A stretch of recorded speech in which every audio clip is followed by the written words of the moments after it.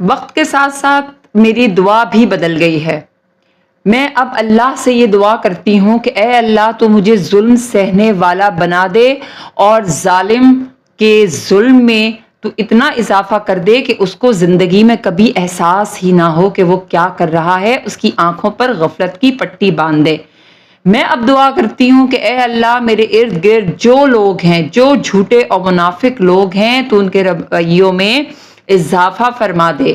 میں دعا کرتی ہوں کہ لوگوں کو غرور اور تکبر کے اس اعلیٰ مقام تک پہنچا دے کہ کبھی وہ اس مقام سے نیچے نہ اتر سکیں.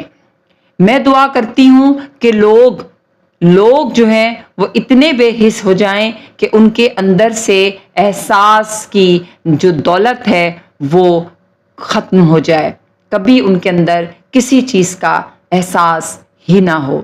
یہ ہے اب میرے دعا کرنے کا طریقہ. کیا آپ بھی اس طریقے سے دعا کر سکتے ہیں، کریں گے؟ آپ مجھے ضرور بتائیے گا کہ آپ کا کیا خیال ہے. آپ کے وقت کا بہت شکریہ.